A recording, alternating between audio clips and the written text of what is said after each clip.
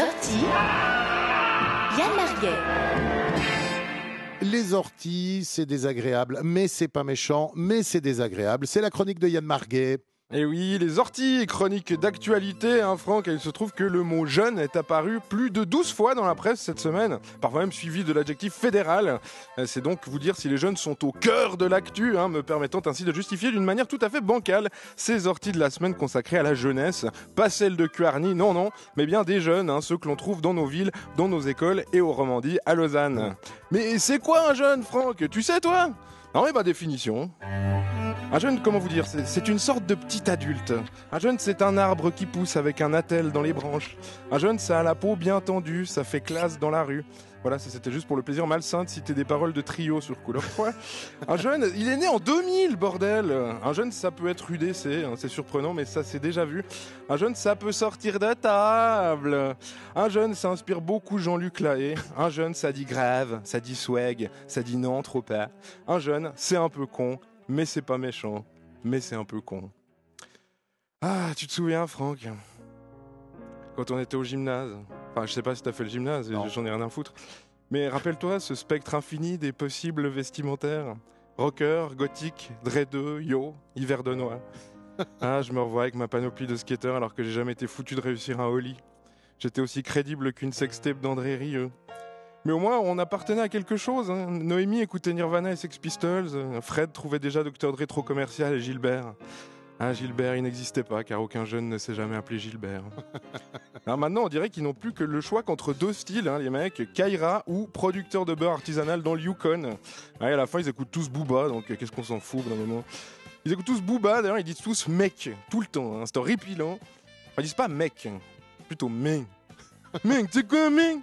Mec, il y a tellement de milf, mec! Mec, on serait cru dans un millefeuille, mec! Une fois, j'ai entendu un gamin dans le bus, il disait tellement mec après chaque mot qu'il se retrouvait lui-même piégé en clôture de paragraphe et qu'il était obligé d'en reposer un, le mec. Et le mec, il vient vers moi, mec! Il me regarde, mec! Mec, il me file un pain, mec! Mec, sur la fille de ma mère, mec! Autant dire qu'à ce niveau-là, le retrait de l'accent circonflexe par l'Académie française, ça leur en touche une sans faire bouger l'autre, au lustique. Et que dire de cette jeune et frêle fillette en tout début d'adolescence que j'ai croisée dans la rue l'autre jour et qui a déclaré à sa copine du même âge, avec la candeur qu'on a quand on a 12 ans, « Vas-y, je m'en bats les couilles, mec !»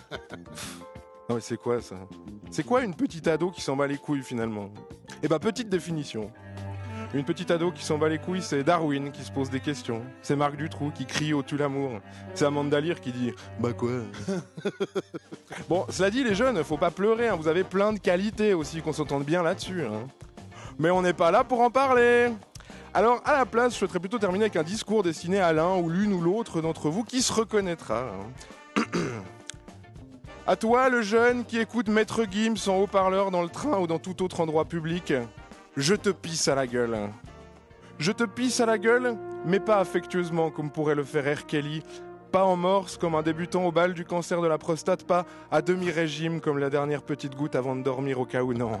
Non, je te pisse à la gueule avec puissance, vigueur et éclat.